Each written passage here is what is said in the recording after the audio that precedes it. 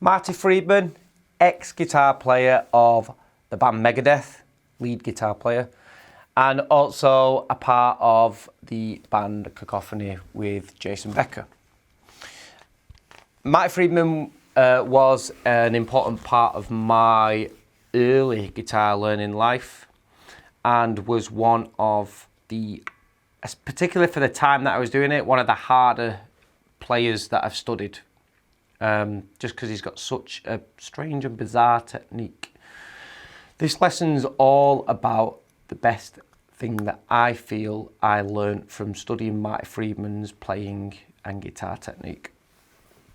I could go really in depth with Marty Friedman's playing because there's so much to talk about with his playing, and he's got so much content that he's actually shared over the years that I felt, particularly when he was talking, I felt he contradicted himself a lot with regards to his playing, particularly that he says he doesn't like shredding and he doesn't listen to shredding, yet a lot of his playing, it comes out as shredding, but nowadays when I listen to his playing, I don't think of it as shredding because I can relate to what he's saying now. But in the first 5 years that I was studying him, I could not understand what he was saying. I actually had to take a break from studying his technique and come back to it years later to understand and resonate with what he was saying.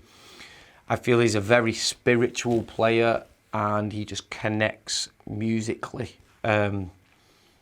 with the guitar and his writing. Anyway, the best thing that I feel that I learned from him is a thing that I call grabbing the note, and I've heard him call it grabbing the note as well.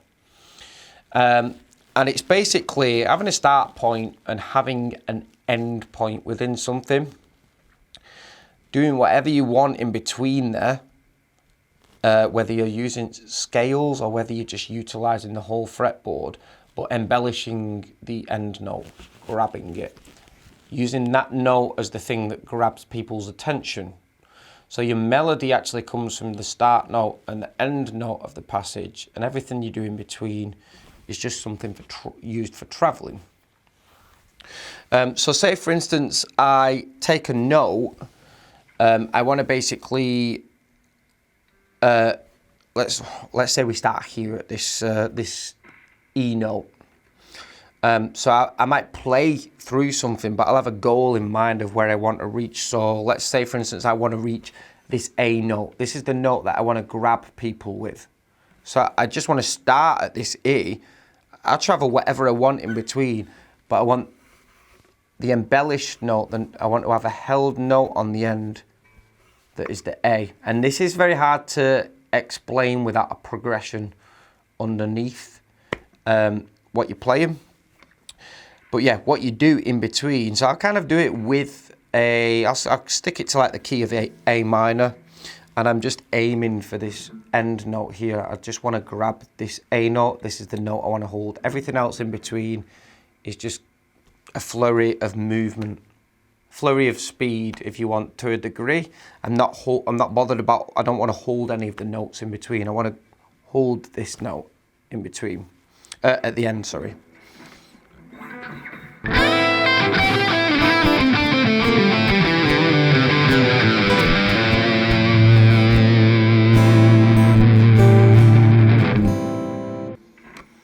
So everything that was in between, I was just using that for travelling to that note from there. Because if I was writing a piece before I did that, unless that was the start phrase, I may have had a phrase before it that ended around this point. And my next part that I want to grab and get to is this point here.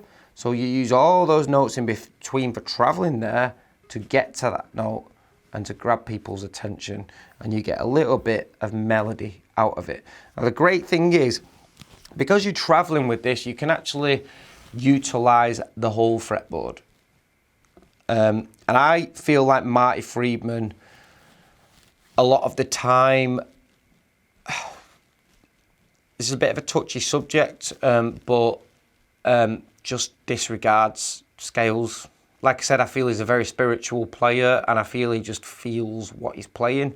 And yes, you could you can fit any notes into a scale. So you could like piece something together and go, oh, that's a certain scale, or that's a certain scale. And a lot of people say he plays natural minor with Hungarian gypsy scales and switches into harmonic minor and melodic minor. I personally just feel he uses the whole fretboard. I feel like he doesn't like to be limited. He feels the note that he wants to get to.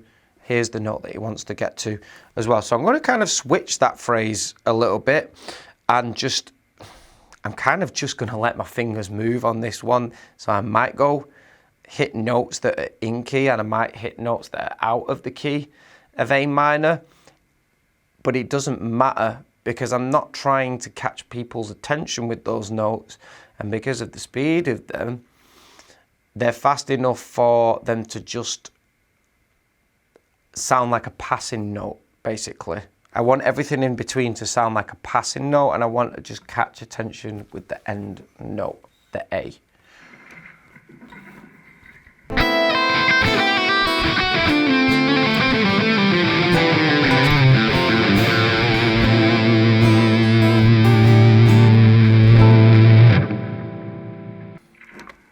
Yeah, so I just let my fingers move there. There was a brief moment where I did accidentally pause in the middle. Not too long that it focused on that note though. Let's try that again and see what comes out this time.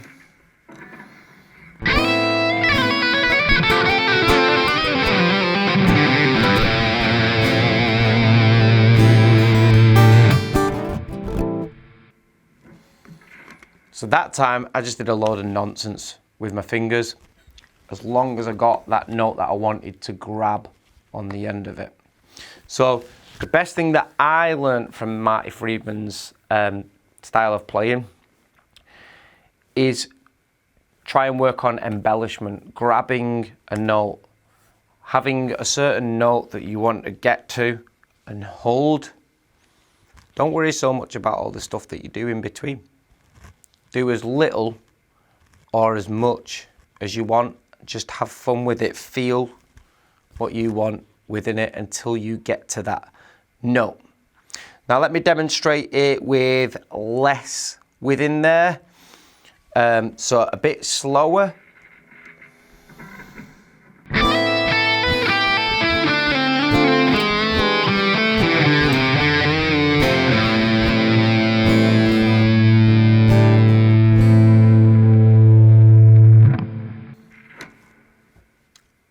Again, my aim was to get to that. I did. My aim that time was also I was not thinking about scales at all then. I was just thinking, I'll feel where I want to go to. And I feel like I got a bit of a quirky sound around here. I think I maybe hit like this note here. Which created a kind of cool, quite dark vibe within there, which would make kind of like that would have fitted into an A harmonic minor scale if you wanted to think scale wise, if that was the note that I'm thinking of.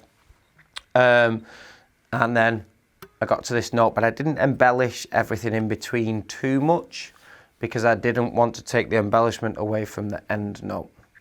So key takeaway to help you a little bit with it is learn to grab the note. I find a good way to practice this is play and hold notes. You can do this within a scale if you want. I'll give a cool little demonstration of this actually very quickly. Play and hold notes over tracks, like backing tracks. And then play and practice playing a note and leading to the notes that you're holding.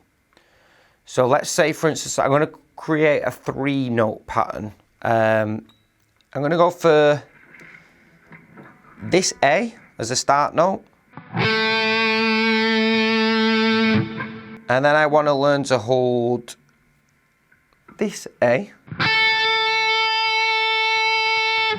And then I want to play this G. Okay, so they're my 3 embellished notes. 4,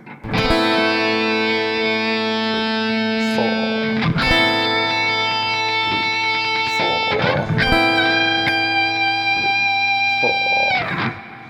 Kind of practice doing that, holding notes to a backing track.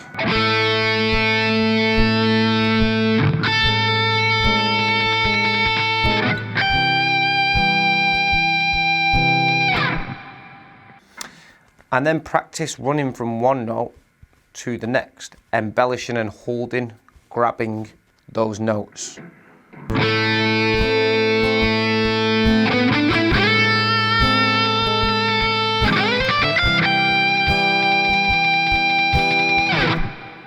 I hope that's helped you. Like I say, Marty Friedman is kind of one of the ones that's quite hard to explain in a short amount of time. But I hope that's helped you. If you've got any questions, pop them in the comments below. I'm here to help you. And share any information you might have on Marty Friedman as well. Share it with everyone below if you want to give some tips too. If you could subscribe to my channel, that would be amazing, because I do give away everything I do. I do it for free. I just like spreading the knowledge and the passion of the instrument with people. I know, sounds cheesy. And if you could like the video as well, that would be amazing. Catch you all very soon in another video.